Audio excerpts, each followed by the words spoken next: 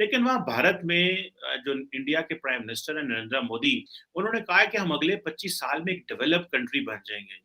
ये क्या हो रहा है? वो भाईजान उधर बैठ के जयशंकर की तारीफें कर रहे हैं, इंडियन फॉरेन मिनिस्टर की। ये इधर बैठ के अपना डांस से महसूस हो रहे हैं और लज्जत अफसोस हो रहे हैं। और उसी के लिए जब उन्होंने कहा ना 25 सालों में हम ये कर देंगे, तो अब देखिएगा वो जो उनके फॉलोअर हैं वो उसको 25 से भी शायद पहले कर दें डिलीवर चीजें। मिफ्ता साहब, अब पेट्रोल की जो नई कीमत है जी, 6 रुपए 72 पैसे इजाफे के बाद 233 रुपए 91 पैसे फी लीटर मुकर्रर हो गई। लेकिन वहां पे जब वापस आने लगे तो हमारे 2 एथलीट जो थे वो फ्लाइट से 2 घंटे पहले जब वो गायब हो गए।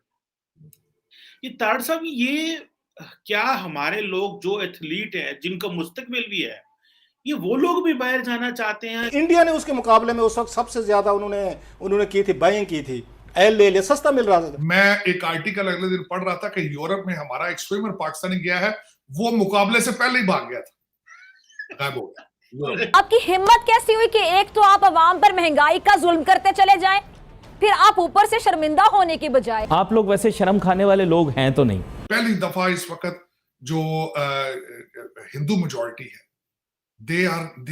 उनका कॉन्फिडेंस उन्होंने बढ़ा दिया।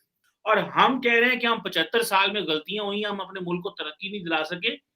तारड़ साहब, वो फिर 1 अरब 40 करोड़ को लेके आगे की तरफ जा रहे हैं, हमसे 25 करोड़ नहीं संभाले जा रहे। हेलो फ्रेंड्स, जय हिंद। हिंदुस्तान स्पेशल में आपका स्वागत है दोस्तों। जैसा कि दोस्तों आपने क्लिप में देखा, पाकिस्तान मीडिया ये चर्चा कर रहा है कि अगले 25 साल में भारत विकसित देशों की श्रेणी में जाकर खड़ा हो जाएगा। प्राइम मिनिस्टर मोदी के नेतृत्व में जैसे पिछले सालों में भारत तरक्की की राह पर अग्रसर है, भारत को अपना टारगेट पूरा करने में 10 से 15 साल लगेंगे। भारत 10 से 15 साल में डेवलपिंग कंट्री से डेवलप्ड कंट्री में शामिल हो जाएगा। दूसरी तरफ एस जयशंकर की तारीफ पाकिस्तान से अभी तक हजम नहीं हो रही। पाकिस्तानी मीडिया यह चर्चा कर रहा है कि भारत दुनिया को बहुत कुछ दे रहा है और पाकिस्तान जहां भी जाता है सिर्फ भीख मांगने के सिवा पाकिस्तान के नेताओं को कुछ नहीं आता। पाकिस्तानी मीडिया अपने नेताओं को भारत से कुछ सबक सीखने की नसीहत दे रहा है। देखो मोदी जी कैसे 140 करोड़ की पॉपुलेशन को लेकर आगे बढ़ रहे हैं और पाकिस्तान अपने 22 करोड़ को भी नहीं संभाल पा रहा। शहबाज शरीफ साहब, उन्होंने कन्फेशन किया है कि हम 75 साल में पाकिस्तान को कुछ नहीं दे सके, हमने लोगों को गुर्बत दी है और हम अकेले चोर नहीं हैं, बाकी भी हैं।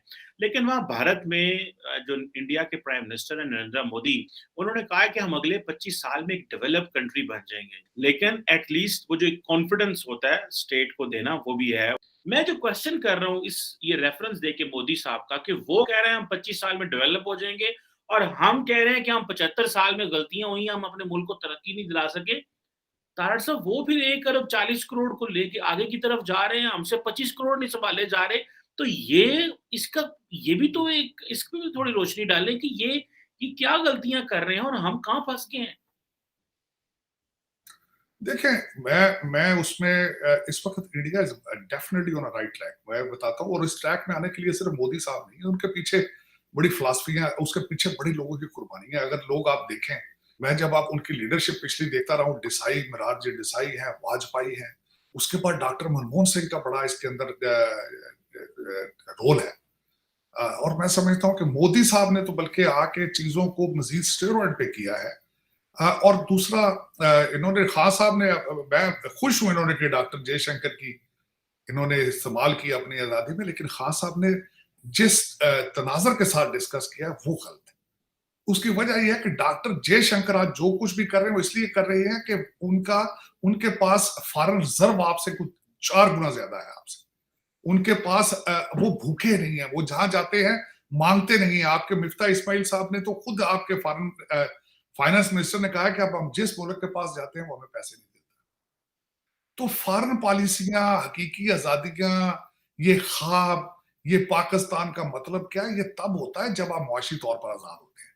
अब मोदी साहब ने क्या किया कि चीजें फास्ट ट्रैक पे जा रही थी उनकी, बिल्कुल पहले भी फास्ट, लेकिन अब उन्होंने स्टेरॉइड्स पे कर दी है। उसकी वजह यह है नेशनलिज्म को प्रमोट किया है। पहली दफा इस वक्त जो हिंदू मेजॉरिटी है, उनका कॉन्फिडेंस उन्होंने बढ़ा दिया।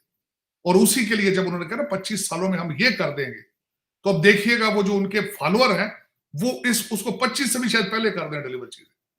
Because this is what you need. This is what देखिए ये leadership. This is what the leadership is about. To boost up your confidence, to give you something to work on, to give you something to dream on. तो ये मसला है हमारा. हमें भी खान साहब तो देखिए खान साहब ने किया है, खान साहब भी कर रहे हैं, लेकिन उनकी डायरेक्शन है अफगानिस्तान वाली. उनकी ये किसी एक स्पीच में खान साहब ने कहा हो कि फलां चीज एक्सपोर्ट करें, आए मिले. आज देखिए सारे बच्चे ऑनलाइन जो ट्विटर कर रहे हैं, ट्वीट में कर रहे हैं, आओ इन सबको दिखाएं कि ऑनलाइन ट्रेडिंग किस तरह करते हैं. खान साहब ने आज तक कहा हो कि आए हम अपने एक्सपोर्ट को इस तरह बढ़ा देंगे, आए मुल्क कुर्बानी दें, हम इंपोर्ट इस तरह कम कर दें, इंपोर्ट को बंद कर दें जी, आज के बाद हम इंपोर्टेड चीजें पसंद नहीं करेंगे, मेड इन पाकिस्तान के वो देखें. मैं मिसाल देता हूं, कहते हैं make in India, incredible India movements. Khan साहब मूवमेंट चलाते हैं. खान साहब के पास इतनी गोल्डन अपॉर्चुनिटीज होती हैं. खान साहब ये जो कॉन्सेप्ट करना था, ये अगर बलोचिस्तान में कर लेते तो फिर इनका कद और बड़ा हो जाना था. खान साहब ने आज तक बलोचिस्तान की बात की. खान साहब ने आज तक कोई ये कहा हो आए मिल को पाकिस्तान. खान साहब ने कहा आज तक रोड मैप दिया कि मैं आए जी अगले 5 साल तक, 25 साल छोड़े. आज अगर कहें पाकिस्तान के हमने 5 साल तक कर्जे अपने खत्म कर देने, आए मिलके फलां चीज हम एक्सपोर्ट करेंगे, आए हम इंपोर्ट करना बंद कर दे. कभी कहा है किसी? नून लीग ने कभी कहा? कभी पीपल्स पार्टी ने कहा? यही तो डिफरेंस है हमारा और भारत का. अब तो आपको कंपैरिजन करना ही नहीं चाहिए उनके, क्योंकि गैप इतना ज्यादा हो चुका है आपका भारत के साथ कि वो you cannot touch them, you cannot touch them. आप तो बांग्लादेश के साथ नहीं कंपेयर कर रहे, आप तो आजकल अफगानिस्तान के साथ भी कंपेयर करने के हालात नहीं. उनकी करेंसी भी आपसे स्ट्रॉन्ग है, लेकिन ये कि आपको शीशे ही कोई नहीं दिखाता. आपको ख्वाब आए रियासत मदीना. और यार पहले इस्लाम को तो समझ लो यार. मिफ्ता साहब, अब पेट्रोल की जो नई कीमत है जी, 6 रुपये 72 पैसे इजाफे के बाद 233 रुपये 91 पैसे फी लीटर मुकर्रर हो गई है. और मिफ्ता साहब को पेट्रोल बढ़ाने का फैसला इंतहाई मुनासिब लग रहा है. कहते बड़ा मुनासिब फैसला है. जब ज़मीर मर जाए ना, ज़मीर ही जब मर जाए तो फिर जुल्म भी मुनासिब लगना शुरू हो जाता है मेरे ख्याल से. और यही हाल इस वक्त मिफ्ता साहब का है. आपकी हिम्मत कैसी हुई कि एक तो आप अवाम पर महंगाई का जुल्म करते चले जाएं, फिर आप ऊपर से शर्मिंदा होने की बजाय ये कहें बड़ी ढिठाई के साथ कि ये मुनासिब फैसला है. इंतहाई नाजायज फैसला होता, इंतहाई नामुनासिब फैसला होता, नाजायज फैसला होता. ये दोहरे मयार इनके आखिर कब तक चलेंगे? अच्छा, अब मिफ्ता साहब ओगरा के सामने अपनी बेबसी दिखाकर खुद को बरीजुमा करने की कोशिश कर रहे हैं. यानी मिफ्ता साहब अनजान बन रहे हैं कि ओगरा ने हमें कहा और हमने कीमतें बढ़ा दी. जैसे कि अमेरिका ने इन्हें इमरान खान की हुकूमत के खिलाफ साजिश करने का कहा, इन्होंने साजिश कर दी. अगर ये बात है तो फिर मेरे हिसाब से जरा सुनिएगा. अब मेरे हिसाब से ये शायद दूध पीते बच्चे हैं कि इन्हें हर कोई उंगली पकड़कर अपनी मर्जी से जहां ले जाएगा ये वहां चले जाएंगे. ऐसा ही मिफ्ता साहब मेरे ख्याल से आप ध्यान से, कहीं ऐसा ना हो कि कोई आपको अगवा करके ले जाए. अगर आपको कोई कुएं में छलांग लगाने का कहेगा तो क्या आप कुएं में छलांग लगा देंगे?